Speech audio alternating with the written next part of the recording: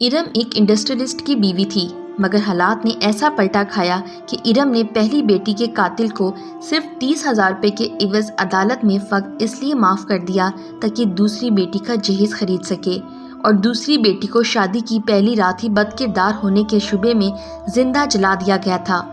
इरम एबटाबाद में रहने वाली थी, इंतहाई आला हस्ब व नस्ब की मालिक थी। इरम का घराना शहर के मतमूल घरानों में शामिल होता था।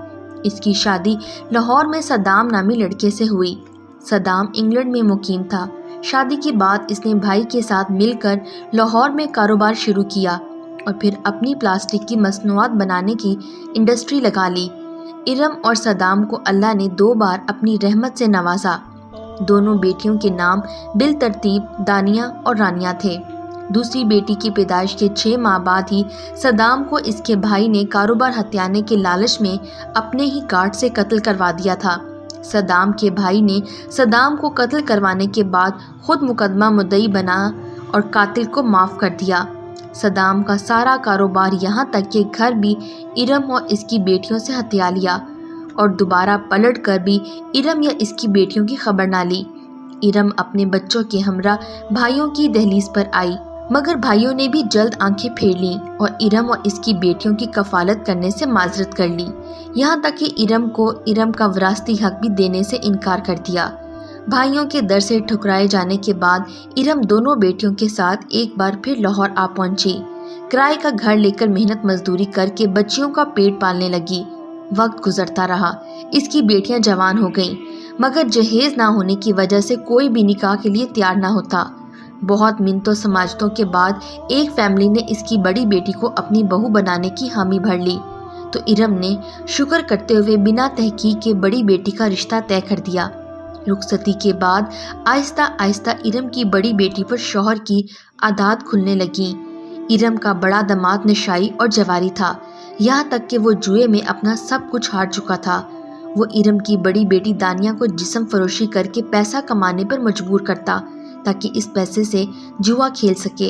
इनकार करने की सूरत में दानिया पर तशद्दुद करता।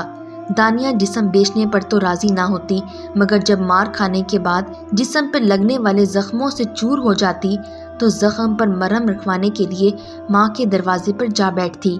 इरम भी मजबूर थी, कब तक बेटी को दहलीज पर बिठा कर रख सकती थी।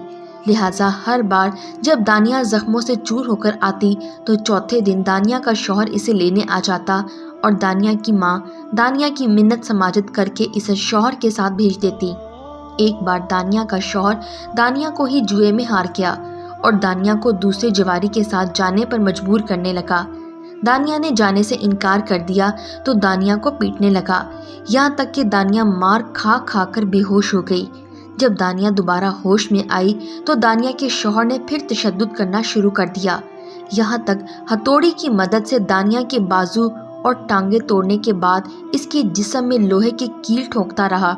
दानिया फिर भी ना मानी तो जिंदा और होशो हवास में मौजूद दानिया की पीठ से छुरी की मदद से गोश्त का टुकड़ा अलग कर दिया। दानिया पे तशद्दुद करता रहा, यहाँ तक कि दानिया मर गई। दानिया की मौत के बाद अपने साथी जवारी दोस्त को बुलाकर दानिया की मौत की तस्दीक करवाई। जब यकीन हो गया कि दानिया मर गई है तो दानिया की माँ को कॉल करके बताया, तुम्हारी बेटी बदचलन थी, मैंने रंगे हाथों गैर मर्द के साथ पकड़ ली और मार दी है।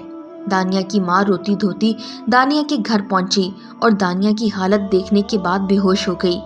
होश में आई तो दानिया की लाश अपने घर लाई। मोहल्ले वालों की मदद से पुलिस को इत्तला दी। दानिया का पोस्टमार्टम हुआ तो केस दर्ज होने के बाद दानिया का शौहर गिरफ्तार हो गया। इसने इकबाले जुर्म करते हुए सारी कहानी सुना दी। आज दानिया की मौत के ठीक 3 साल बाद दानिया की मां ने दानिया के कातिल को फकत 30,000 रुपये के एवज माफ़ कर दिया ताकि इन 30,000 रुपये से अपनी छोटी बेटी रानिया का जहेज बना सके। रानिया का जहेज बनाने के बाद इरम ने अपनी तरफ से अच्छी तस्दीक और देखभाल करने के बाद एक लड़के से रानिया का निकाह कर दिया, मगर शादी की पहली रात ही रानिया को अपने कवारेपन का सबूत ना दे सकने पर बदचलन कहते हुए जिंदा जला दिया गया। रानिया की माँ दानिया पर हुआ जुल्म तो सह गई, मगर रानिया की जलकर कोयला होगी लाश को देखकर अपने हवास खो बैठी। मोहल्लेदारों ने अपनी मदद आप के तहत इरम का इलाज करवाया, مگر ارم کی حالت میں کوئی بہتری نہ آئی۔ یہاں تک ارم جب بھی کسی مرد کو دیکھتی تو اسے مارنے کے لیے دوڑتی۔ آخر کار ارم کو پاگل خانے بھیج دیا گیا۔